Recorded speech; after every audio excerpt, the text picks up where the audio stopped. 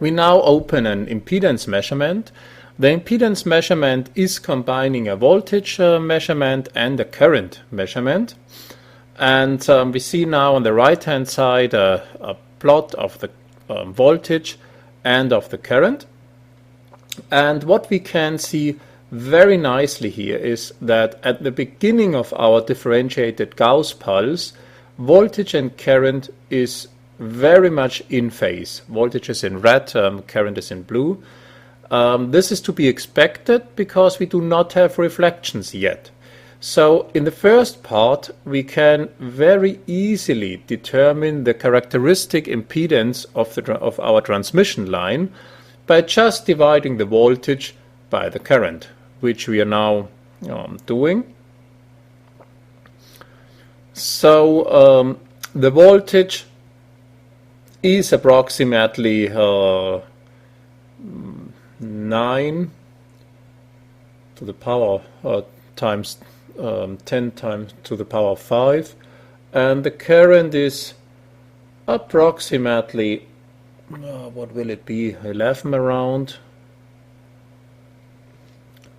And of course we have to take into account the decimal point, so we have 10 of 5 volts and 10 to the power of 3 amps. So we have a characteristic impedance of approximately 78 ohms, which is very much to be expected from a transmission line with this dimensions. So this is really very good matching the theoretical value. And now we will have a closer look at the reflections. So what we see here at this point is that voltage and current are now 180 degree out of phase, which is of course because of the reflections which are stemming from the inverted F antenna.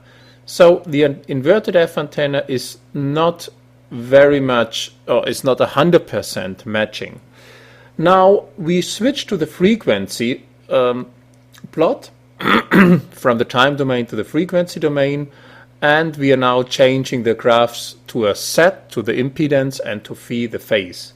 And here we see very, very nicely how our system behaves in all the frequencies. We have a very distinct resonance frequency at around 1.4 gigahertz.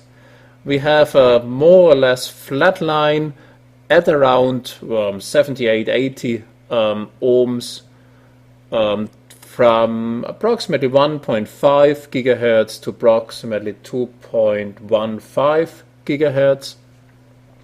And then we have a second resonance frequency at the high end at approximately 2.25 gigahertz. So, but from that graph, I would say the whole system should work nicely from 1.5 gigahertz to 2.1 gigahertz.